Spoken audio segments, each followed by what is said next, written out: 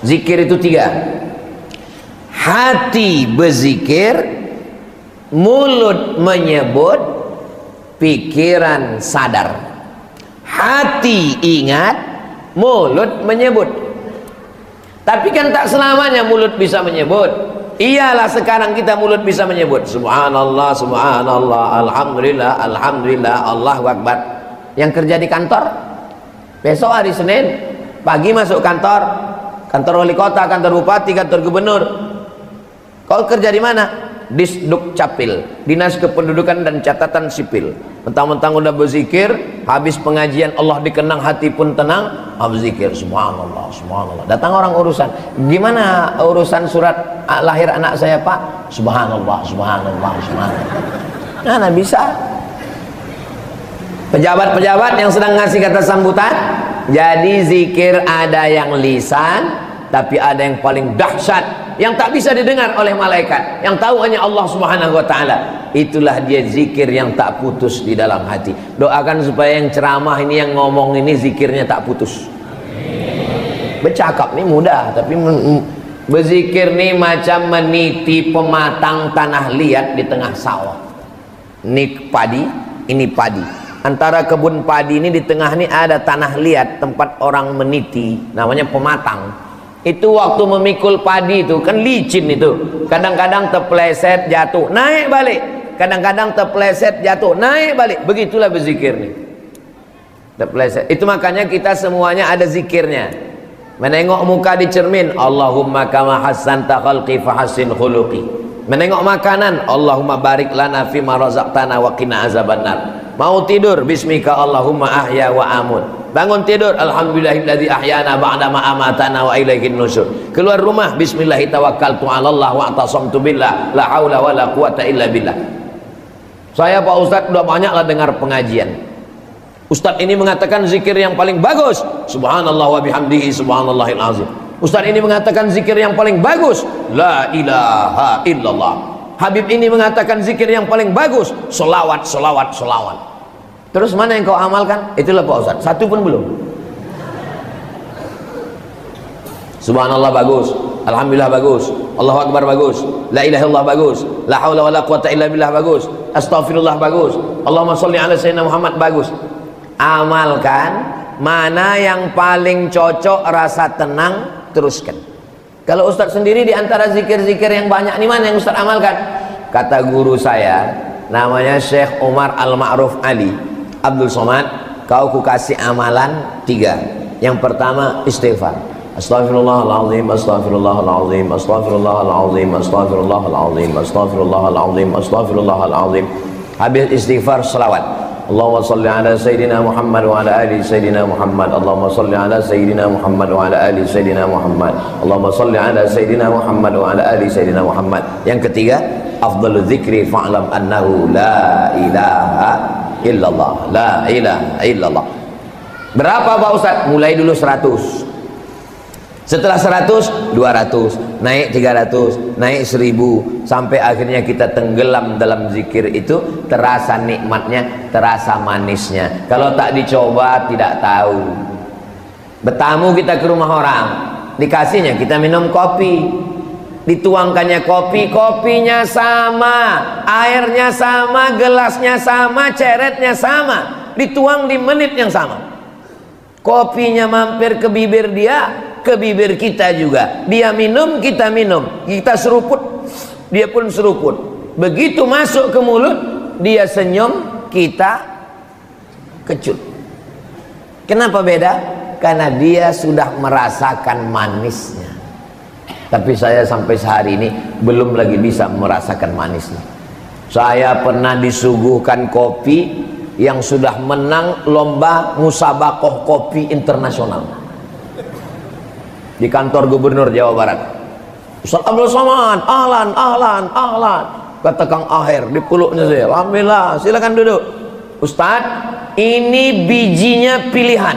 Di antara semua biji kopi dipilih, ditanam di tanah pilihan, tanah Jawa Barat yang paling subur di atas bukit.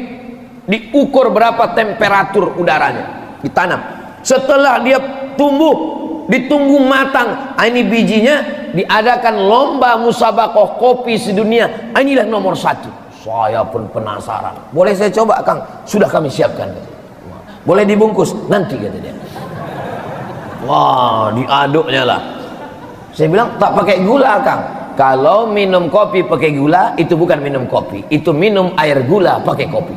Oh, begitu ternyata. Ya, dibuatkannya, komposisinya sama dia dengan saya. Diajarkannya pula saya. Ustaz letakkan ke dekat bibir, habis itu nikmati dikit, jangan langsung telan Pak Ustaz. Biarkan dia merasuk ke entah apa-apa lah, kata dia kan. Gitu. Nah, habis itu kemana, Kang? Habis itu baru Ustaz telan. Habis itu dia pun senyum. Luar biasa Ustaz. Habis itu ditanyain saya, macam mana? Pahit, gue bilang. Di antara ustaz-ustaz yang penikmat kopi itu Ustaz Hanan Attaqi. Nah, itu juga penikmat kopi. Tahu dia begitu minum, tahu dia. Ini robusta, ini arabica, ini torabika, ini entah apa-apa, entah. Kita tahunya bika aja, tahu. Wah, tahu dia semua. Ini pasti dari Aceh nih Pak Ustaz. Ini dari Papua, ini tahu dia semua. Begitulah. Untuk merasakan manis nikmatnya kopi aja begitu. Ada lagi senior saya di Maroko. Setiap dia datang ke PPI, saya tinggal di PPI waktu itu, Persatuan Pelajar Indonesia. Mat, buatkan saya kopi. Iya Pak. Khusus untuk saya ajarkan tutorialnya. Baik Pak Adi namanya, Pak Adi Asnawi, doktor, dosen UIN. Mendidihnya biarkan 10 menit di atas kompor. Airnya mesti full. Wow, saya tunggulah 10 menit. Udah selesai, udah. Masukkan kopinya dulu ke gelas. Habis itu tuangkan air panas, jangan diaduk. Biarkan sampai kopi yang dari atas itu turun semua satu persatu. Habis itu aduk. Mengaduknya macam putaran tawaf, ke kiri, jangan ke kanan. Detail semua. Habis itu tes katanya. Macam mana? Sama, pahit juga. Belum bisa saya merasakannya sampai sekarang. Kalau untuk merasakan manisnya kopi aja perlu latihan bertahun-tahun, apalagi merasakan manisnya zikir. Makanya kalau ada orang bingung nengok orang berzikir tak berhenti-berhenti, apa kata dia? Ku tengok macam gila dia. Dia gila bersama Allah Subhanahu wa taala. Berzikir karena Allah Subhanahu wa taala. Kadang kita ini berzikir bukan main lagi, berzikir Allah SWT.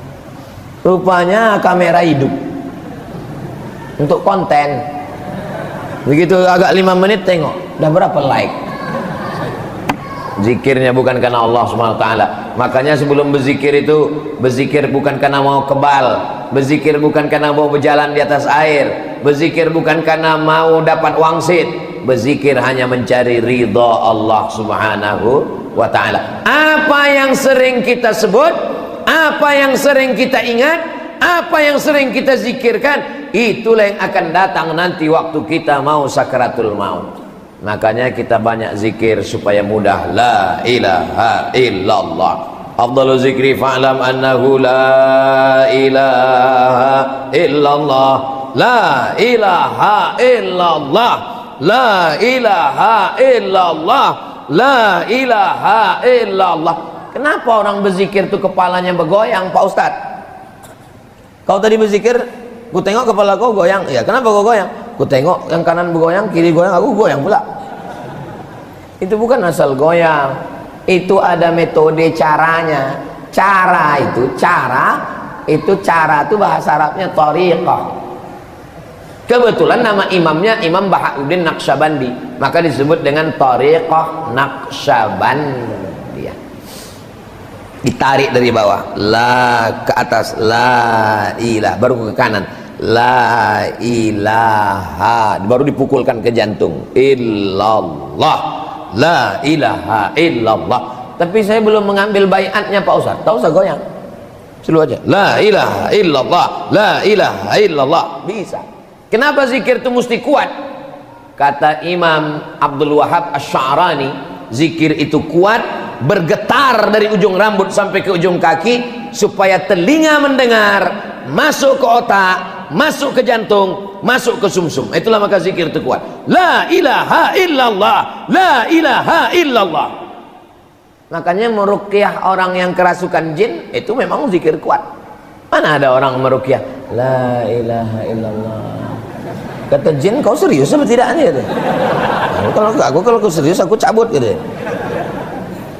Mana pernah ada orang meruqyah baca ayat kursinya slow. Allahu la ilaha illa huwal hayyul qayyum. Itu imam tarawih. Kalau meruqyah mana pula begitu bacanya, ke telinga sebelah kanan tuh bantaikan ke jantungnya. Allahu la ilaha illa huwal hayyul qayyum. Ustaz rupanya pernah meruqyah, pernah. Tapi Ustaz tak pernah belajar ruqyah. Saya dewan juri musabaqah tilawatil Quran MTQ di Kabupaten Indragiri Hulu. Bangun pagi-pagi mau sarapan, datang dewan juri manggil saya, Ustaz Somad sini. Ada apa Pak? Ini Qori'ah kerasukan setan. Mau lari kita tak enak, masa LCMA lari dari kenyataan? Mau selesai situ. Bacakan Ustaz. Saya bacakanlah kuat-kuat. Ingat saya pesan si Abdullah Saroni, bacakan kuat-kuat. Allahu la ilaha illa huwal hayyul qayyum, la ta'khudhuhu sinatun wa la naum. Sehat dia sadar. Entah jinnya lari, entah dia terkejut, wallahu alam. Artinya, tapi dalam Quran disebutkan pelan. Wadhkur rabbaka fi nafsika. Sebutlah Tuhanmu dalam dirimu, jangan kuat-kuat. Itu maka sebagian masjid zikirnya kuat. Subhanallah, subhanallah, subhanallah, subhanallah. Sebagian tak bersuara.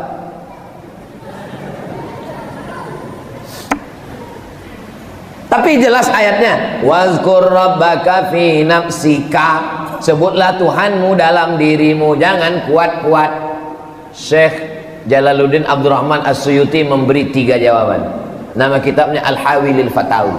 Jawaban yang pertama, ayat itu turun setelah tentang ayat baca Quran.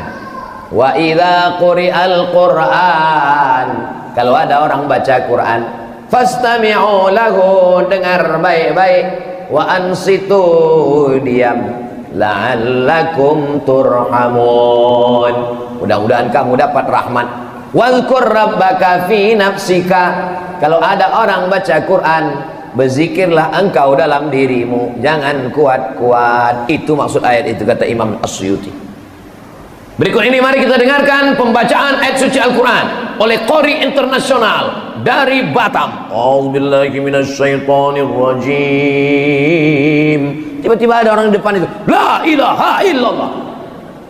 Ini orang tak paham. Kalau ada orang baca Quran, jangan zikir kuat. Itu makna ayat itu.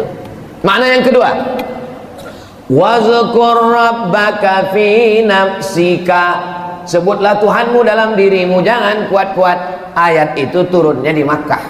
Di Makkah tidak boleh zikir kuat-kuat, karena kalau zikir kuat ditangkap Abu Jahal dan Abu Lahab. Kalau di Nongsa zikir kuat-kuat, ada Abu Jahal, Abu Lahab terganggu.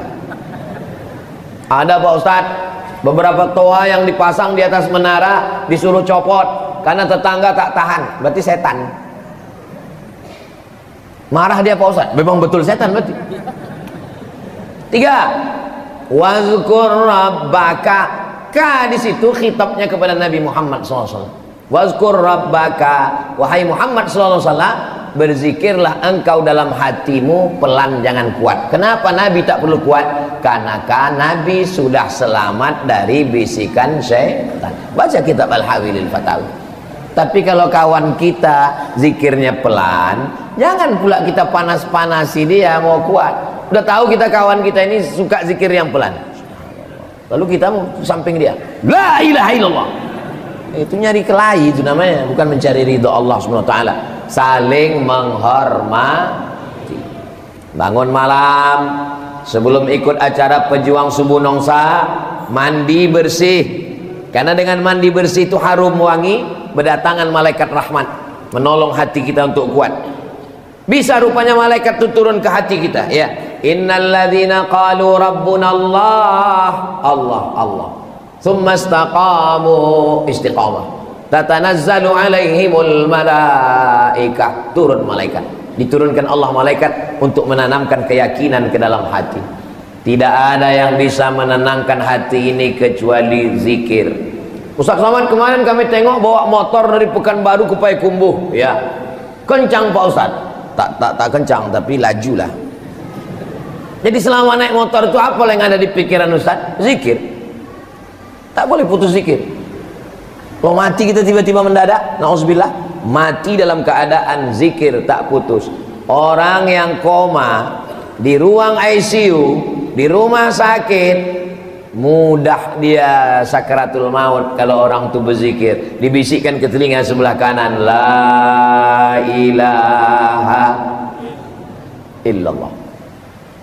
Yang paling bagus membisikkan itu adalah orang yang selama ini kita sayangi, kita cintai, buah hati belayan jiwa, siang dan malam terbayang-bayang, makan tak kenyang, tidur tak lelap.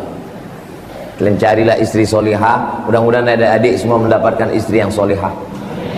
Kalau solihah dia, dibisikkannya ke telinga kalian, la ilaha illallah, mati kalian husnul khatimah. Tapi kalau dapat kalian mak lampir, begitu kalian sakit, dimasuk ke rumah sakit, masuk ruang ICU, dibisikkannya ke telinga kanan, mana surat tanah, gitu. Hari ini kalian boleh tersenyum. Kalau kejadian na'udzubillah baru kalian paham, betul kata Ustaz Somad. Saudara yang dimuliakan Allah Subhanahu wa taala. Kata Nabi kalau mau bahagia tiga aja, tak usah banyak-banyak. Yang pertama, qalban syakira, hati yang selalu bersyukur. Syukur hidup, syukur sehat, syukur istiqomah, syukur dikenalkan dengan ustadz, syukur dikenalkan dengan guru, syukur bisa bergabung dengan pejuang subuh nongsa, syukur. Kalau hati bersyukur, lisanan zakira, lisan berzikir, alhamdulillah, masya Allah, tabarakallah, subhanallah, la haula wala quwwata illa billah, astaghfirullah. Cobalah kadang kita nengok orang sikit-sikit, masya Allah, tabarakallah, astaghfirullah, masya Allah. Kenapa? Karena hatinya bersyukur, lisannya berzikir. Ada satu lagi, zaujatan salihah, perempuan yang salihah, yang selalu mengingatkan kita lupa, kita lalai. Ingat Allah bang, ingat Allah sayang, ingat Allah bapak, ingat Allah papa, kata dia. Itulah yang membuat bahagia. Tapi kalau sudah tidak zaujatan solihah, ingat cicilan, kata dia. Hati itu bergetar, detak jantung itu normal. Ada seorang mahasiswa S2 Fakultas Kedokteran Universitas Andalas menulis disertasi judulnya pengaruh zikir terhadap detak jantung. Dia pernah datang ke saya, dibawanya Ustaz Somad, kebetulan tesis S2 saya tentang pengaruh zikir terhadap detak jantung. Saya mau betul-betul meneliti apa betul ayat Quran kalau hatinya tenang maka jantungnya normal. Bagaimana? Ternyata setelah saya teliti Pak Ustadz, orang yang pengamal zikir itu hatinya memang betul-betul tenang. Ini sudah diadakan percobaan, sudah disidangkan tesis S2 bahwa orang berzikir dicobakannya ke tarekat pengamal Naqsabandiyah yang ada di Pariaman di Sumatera Barat. Diadakan sampel, mereka yang berzikir hatinya jauh lebih tenang. Kalau jantung tak normal, berefek kepada yang lain. Jantung tak normal, darah tak normal naik ke otak, stroke ringan. Jantung tak normal, darah tak normal. Menengok rumah orang baru, jantung tak normal, naik gula darah, naik asam urat, naik asam lambung, naik asam sulfat, naik macam-macam naik. Menengok mobil orang baru, naik jantung tak normal. Tapi kalau orang yang hatinya tenang, semuanya itu datang dari Allah, semua akan kembali kepada Allah. Rumah tinggal, harta tinggal, inna lillahi wa inna ilaihi raji'un. Hati bersyukur, mulut berzikir, ada orang yang menolong kita, istri solihah, kawan baik-baik, istiqomah dalam pejuang subuh nongsa, insyaallah.